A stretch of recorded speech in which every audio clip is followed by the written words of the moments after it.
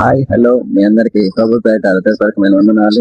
ఈరోజు అయితే మన ప్రయాణం ఎంతవరకు అంటే కొండ కింద ఉన్న చిన్న గ్రామంలోనే ప్రభుని ఎలా ఆరాధిస్తామో మనందరం చూడబోతున్నాం. ఈ ప్రయాణంలో మీరు చూసేటి చాలా అద్భుతమైన విషయాలు మీరు తెలుసుకుంటారు.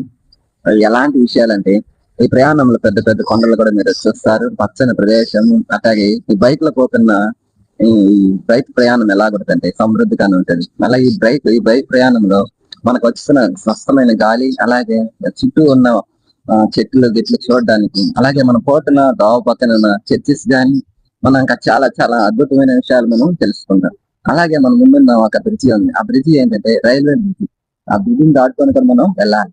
వెళ్ళిన తర్వాత చాలా దూరం మనం ప్రయాణం చేయాలి. ఎలాగంటే ఈ బైక్ ప్రయాణం ఎలాగుంటుందంటే కొంచెం కష్టంగాను, కొంచెం ఇష్టంగాను కూడా ఉంటది. అలాగే ఈ బైక్ ప్రయాణంలో మనం పోతున్నప్పుడు చాలా సంతోషంగా ఉంటది. అనేకమైన విషయాలు మనం మాట్లాడుకుంటూ ఆనందంతో ఈ ప్రయాణం మనం కొనసాగిస్తుంది. అనిపిస్తుంది కదా మీకు కొండ. ఆ కొండ కింద ఉంటది చిన్న గ్రామం. ఆ గ్రామంలో దేవుని ఆరాధించే ప్రజలు ఉన్నారు. ఆ ప్రజల దగ్గరికి మనం అంటే ఈరోజు వెళ్తున్నాము. ఆ ప్రజల దగ్గరికి మనం ఎందుకు వెళ్తున్నాం అంటే ఈరోజు అది జరుగుతున్న ఆరాధనలో కూడా మనం కూడా పాల్పంచుకుంటున్నాం. వాళ్ళ సహాయకరంగా మనం నిలబడడానికి మనం ఆ చోటుకి అయితే వెళ్తున్నాము. చాలా దూరం ఉన్నది పోవాల్సింది. ఇంకా ఆ ప్రాంతానికి పోవాలంటే చాలా దూరం, కొన్ని గంటల ప్రయాణం మనం చేయాలి. ఎలా చేయాలంటే ఈ బైక్ లోనే మనం వెళ్ళాలి. బైక్ లో ఎవరు వెళ్తున్నారంటే ఒక బైక్ లో అయితే మేమైతే ముగ్గురు వెళ్తున్నాం. చాలా కష్టతరంగా అయితే మేము వెళ్తున్నాము. ఆ బైక్ లో కీబోర్డు అండ్ ప్యాడ్ కూడా ఎత్తుకెళ్తున్నాం. ఎందుకంటే ఆరాధించేటప్పుడు ఈ రెండు కూడా ఉంటే ఇంకా బహుగా దేవుని ఆరాధించవచ్చు, దేవుని ఇంకా సంతోషంగా ఆరాధించవచ్చు అనే విషయంతో మేము కూడా ఆ చోటుకి అయితే వెళ్తున్నాం. అలాగే మమ్మల్ని వాళ్ళు కూడా ఆహ్వానించారు, ప్రేమతో పిలిచారు. అందుకొరకే మేమైతే ఎక్కడికైతే వెళ్తున్నాము. మనం అయితే టౌన్ ఏరియాలోకి అయితే వచ్చినాము. ఈ టౌన్ ఏరియాను దాటుకున్నట్లయితే, ఈ టౌన్ ఏరియాను దాటి వెళ్ళిన తర్వాత అప్పుడు కొండ వస్తుంది. ఆ కొండ కింద ఉన్న గ్రామంలోకి మనం వెళ్ళాలి. ఈ టౌన్ ఏరియా ఇంకా చాలా ఉన్నది. ఈ టౌన్ ఏరియా నుంచి మనం ఇంకా దూరం పోవాలి, ముందుకు పోవాలి. కనిపిస్తున్నాయి కదా కొండల మీకు. ఆ కొండల కిందకి వెళ్ళాలి. కొండల అంచునే ఉన్న గ్రామాలు ఎలాగుంటాయి అంటే చాలా కఠినంగా ఉంటారు, చాలా పేదకరంగా ఉంటారు, తెలియనట్టుగా ఉంటారు. కానీ ప్రభుని ఎలా ఆరాధిస్తారైతే మనం అయితే చూడాలి. ఈరోజు నేను కూడా ఎప్పుడైతే చూడలేదు, ఫస్ట్ టైం నేను కూడా బైక్ లో వెళ్తున్నాను ఆ చోటకి. నేను కూడా ఎప్పుడు ఇలాంటి అనుభవం అయితే నేను కూడా ఎప్పుడు చెందలేదు. కానీ ఈ బైక్ లో వెళుతున్నప్పుడు అంతా కూడా మేము ఏమనుకున్నామంటే చాలా బాగుంది ఈ ప్రాంతం అంతా గాని చూడడానికి, చుట్టూరు కొండలు. వెళ్తున్న ప్రయాణంలో అంతా కూడా చాలా సంతోషకరంగాను ఉన్నది. మనం అయితే వచ్చేసాం, గ్రామంలోకి అయితే వచ్చాం. ఆ రోజు ఏ దినం అంటే ఆగస్టు 15 దినం. ఆడ జరుగుతున్న చిల్డ్రన్స్ డే చూడండి ఎలాగా ఆగస్టు 15 జరుపుకుంటున్నారు. మనం అయితే చర్చి దగ్గరికి అయితే వచ్చేసాము. గ్రామంలో ఉన్న చర్చి, అక్కడైతే బైక్ గీక్ పెట్టేసి మన వస్తువులు ఎత్తుకొని చర్చిలో కూడా వెళ్ళాం. ఆడైతే సిద్ధపాటు చేస్తూ ఉన్నారు. చైర్లు గీర్లు అన్ని వేసారు. మనం అయితే మన సిస్టమ్ అంతా కూడా అన్ని సిద్ధపాటు చేసుకున్నాం. ప్రభుని ఆరాధిస్తూ మొదలు పెట్టారు. ఒక్కొక్కరు వచ్చి ప్రభుని ఆరాధిస్తూ మహింపరుస్తూ అలాగే పోతూ ఉన్నారు.